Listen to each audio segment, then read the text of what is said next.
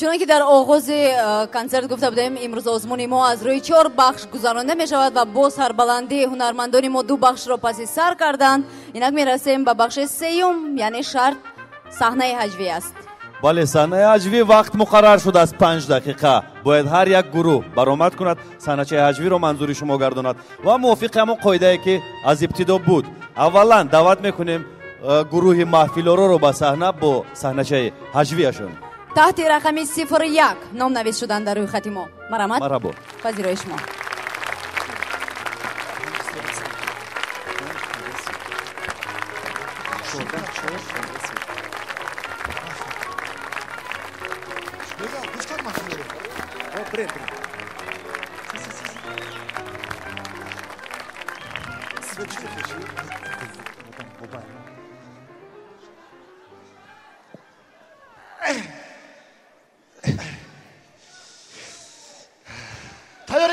تیاری گپوت ازیاد کردی؟ میدونم.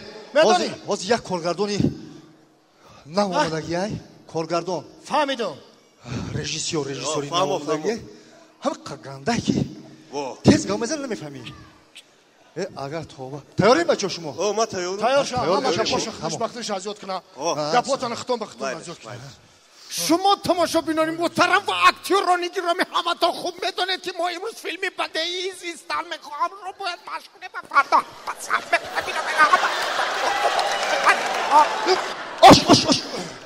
همه تان تیار هستید؟ تیاری. بسیار خوب. دکتر سخن رو آزاد کردی؟ در جایتیست. پدر سخنات رو آزاد کردی؟ در جایتیست. بیمار سخنات رو آزاد کردی؟ بیمار سخنات رو آزاد کردی؟ سخنات رو آزاد کردی؟ بسیار خوب، در جایتیست. همه تیار باشید. مرحمت، در جای خدا خوب کن. پدر در بالای سرش. سخنها که بر جا باشد. دکتر تیار شدیم. همه تیار هستیم. تیاریم. 1 2 3 سر کردیم. مرحمت. اوتا لبای بچم اما مردسم. اوهی ای کجا فهمیدی؟ کی گفت؟ اما خودم حس کردم. آفرین بچم، قندت زن. رحمت. اوتا همه دکتر رو فایرا کن.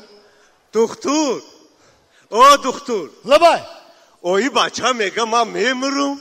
اوهی چی تری که دنی تری نبودی تری چرای؟ استاپ بیمار. دکتر اینجا بود. تو چی گپ زدی؟ کنی یک بار دیگر تکرار کن. چی تری که دنی تری نبودی تری شده؟ نمیشود. تو باید طرز گپ زنی که تمام خلق دنیا تو رو فهمیدی. چیکار گپ زنی؟ مثلا ادبی کتاب خوانده میتونم. کجا رو خونده ای؟ سلخوز. قنزن. چی؟ سلخوز خوندی و دکتر کار میکنی؟ کم میشود. کتاب خونده میتونم. بسیار خوب. ادبی یگان حرف نافتاد. فهمو؟ در جای خدا دیست. بیمار. لبکه ادبی گپ زده میتونی؟ ابدی. کتاب خونده میتونی؟ مکتب رو خونده ای؟ بسیار خوب. کتابی گپ زن. کتابی یگان حرفش نافتاد. فهمیدی؟ دونه کنده برو.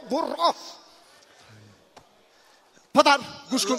تو با آدمی کتاب خون مانندی. کتابی گپ زن یگان حرفت نافتاد و دونه کنده ریزه گپ زن.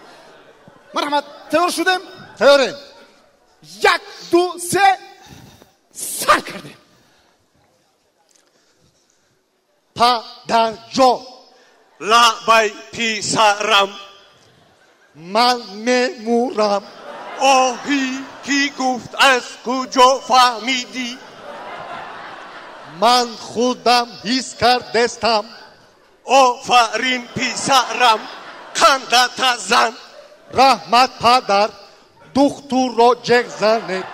دکتر لبای پیسرم میگوید که من میمورم. اوهی چی تری کردید؟ ایتری نبود ایتری شده است. استاپ. چیکار گپ زدی؟ چی تری کردید؟ ایتری نبود ایتری شده است. حاضر میزنم میموری. آخه اکا ادبی گفتی، ادبی گپ زدی سام. من ادبی گفتم، تو مثل ربات گپ زدی. چیکار گپ زنو؟ تو دکتر ها؟ ها دکتر. دل داری؟ دارم. دل کی داشته باشی با بالای سر بیمار اینجا بیا.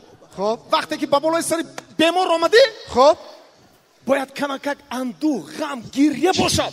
فهمیدی؟ کم تر گریه کردم. گریه کرده. تو دکتر هستی کو؟ فهمیدم. رو به جای خودت. بیمار.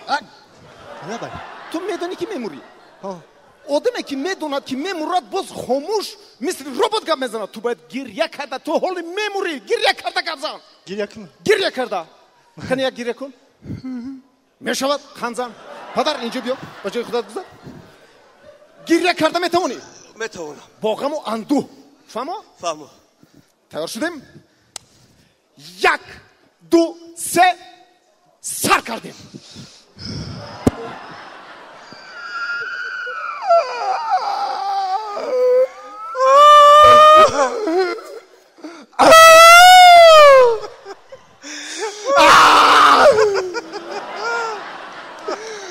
آتا لبای بچه ها آما مردسم. اوه کی گفت کجا فهمیدی؟ آما خودم حس کردستم که میمرم. آفرین بچه به خندستان. رحمت اما دکتر رو فرا کن. دکتر دکتر آیه پسرم میگوید که من میمونم. چی تو میگم استاپ. تو برای چی گریه میکنی؟ برای چی زور گریه میکنی تو؟ برای چی؟ آخه حاضر گفته کم تر گریه کنه که اما آدم نسبت مردن دلش گرم شود. دکتر اینجا بیا. تو میدونی که این بیمار میموره. کوشه تو باید طرز گپ زنی که دلی و بیمار با زندگی گرم شود. چیکار گپ زنم؟ تو دکتر هستی. خب تو میدونی که میموره. خب بنابراین تو کمک با بالای سر بیمار تبسم کرده بیا. کم تر خندیده بیا که دلی و با زندگی گرم شود. فهمیدی؟ بیمار در جایت است. زود اکتور نمیزنی. نه اینجا بیا. تو لازم نداری. گوش کن. خواب کن. در سرم گوش کن. تو باید که تو به این هم میموری. شرط است که از غم و اندوه از بالای تو باز یک کسی دیگر مراد. اکا چیکار کنم؟ نیکو یک گوش کن که خودت نه همینجا من خودم مرده سبدم. شما من اهمیت ندادین. خوب بسیار خوب. یک بار دیگر تبسم کرده مور. خندیده مور. فهمیدی؟ خندیده تو که از تو پیشتر دکتر نمورد. یک گوش در سر نظر دولنی داره. گوش کن. اگر بیمار بیند که شما در بالای سرش گریه دارید و مردنی نباشد هم میمورد. اکا فهمو؟ فهمو. بنابراین کمک خنده تبسم کرده. فهمو؟ خنده. خنزن تیار شدم. خوب کن در جایت. 1 2 3 سر کرد.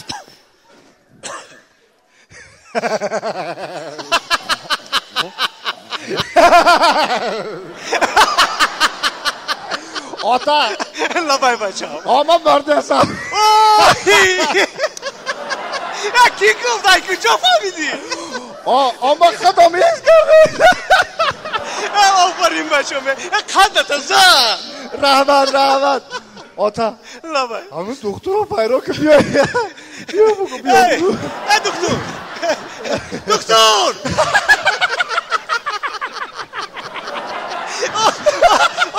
این پیسرم میگوید که من میمونم. چطوری که نمیتونه؟ استاپ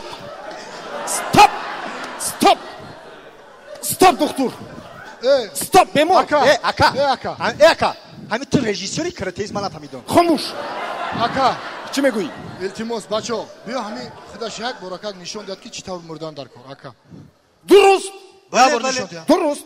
نشون دی یک بار بمار ایرادور اکتور خوب در حسابی 3 مرده میتواند این بیمار رو بین در زیر سرش بالش مرده نمیتواند. نگاه کنید چه میمورند. خب کنی تو 3 حساب کنید. تو 3 همگی تو 3 سر کرده. 1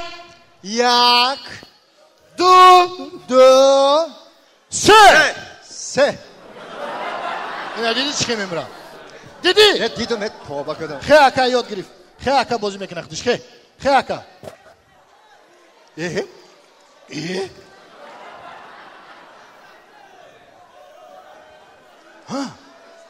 یا دل نداره یا که دلش کار مونده.